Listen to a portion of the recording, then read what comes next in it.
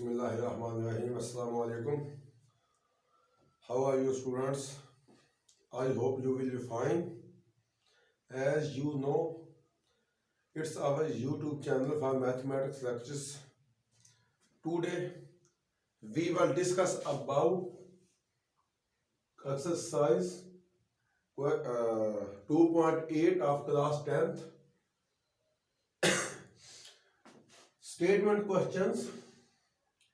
We will discuss on the method of question in Urdu language that you can understand easily instead of English.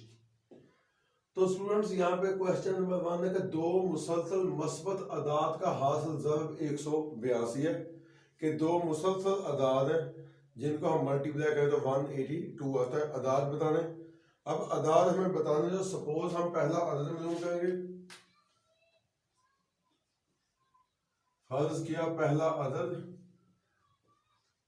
तो वो है x, तो दूसरा अदद,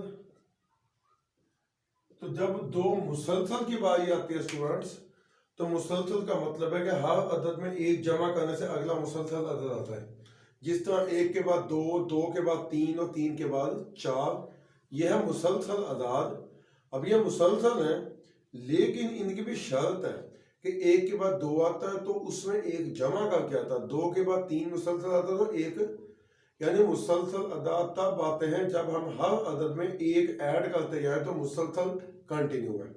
अब यहाँ पे हमने सपोज किया एक अदद x, अब दूसरा मुसलसल है तो x जमा एक, उसमें हम एक जमा कर देंगे। तो अब ये थे सपोज डिजिट्स। अब हमने इनको इनकी शर्त क्या कर ज़र्ब, अब बशर्ते सवाल की स्टेटमेंट है कि इनका ज़र्ब, तो x ज़र्ब x जमा एक इज इक्वल टू 182। अब इसको मल्टीप्लाई x की दो जमा x से कम x माइनस 182 बराबर है 0। अब यहाँ पे हमारे पास क्वाड्रेटिक इक्वेशन बन गई, इसको हम दो दर्जे मसावात भी कह सकते हैं। अब आपकी मर्जी है कि इसको आप तकमील मुरब्बा करो या दो दर्जे फार्मूला लगाओ। अगर 182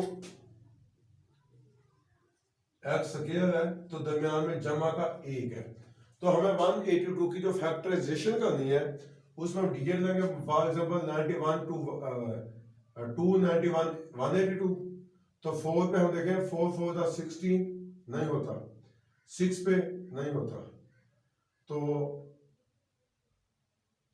वो हम किस पे इसको कर सकते हैं,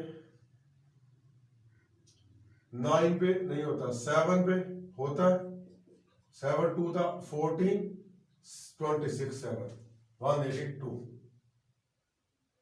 लेकिन वो उसको नफी करें तो एक नहीं बचता, तो 9 8 पे नहीं होता, 9 पे भी नहीं होता, 10 पे भी नहीं होता, 11 नो, 12 नो, 13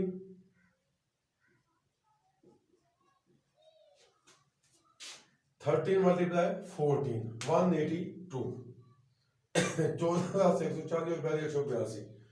अब 14 और 13 इसके फैक्टर्स आए। अब 182 माइनस का है, ये प्लस है, तो 14x माइनस 13x, क्योंकि दरमियान वाला डिजिट जो ऐड का है तो बड़ा डिजिट हमें ऐड का रखना पड़ेगा, यानी जमा का रखना पड़ेगा। अगर ऊपर नीचे वाला अदद माइनस का होता तो हमें बड़ा अदद माइनस का रखना पड़ता। सो x के, तो इस x के लिए वो डिजिट दर्ज कर देंगे, plus 14x minus 13x minus 182। आगे इसका फैक्टराइजेशन करेंगे, यानी इसमें से हम x कॉमन ले लेंगे तो बाकी x प्लस 14 बच गया, माइनस 13 कॉमन आ गया, minus minus plus x minus minus plus, तो 182 को 13 में तकसीम करेंगे तो 14। अब अंदर वाले एक जैसे, तो मतलब हम एक कॉमन ले लेंगे कि x प्लस 14, फिर हम बाहर वाले ले लेंगे x minus 13 is equal to 0। तो ये था फैक्टराइजेशन का अमल। अब इसका हम हल सेट निकालेंगे कि x plus 14 is equal to 0, x minus 13 is equal to 0, x is equal to minus 14 and x is equal to 13। अब डिजिट तो दो हमारे पास आ चुके हैं, एक है 14 और दूसरा है 13, लेकिन उसने कहा था मुसलसल, अदाद मुसलसल है तो -14 को नजरअंदाज कर देंगे। अदाद मस्बत है इसलिए -14 को इग्नोर कर देंगे, नजरअंदाज कर देंगे। अगर मुसलसल ना होते तो फिर हम इसको हल कर सकते थे। तो पास पहला अदद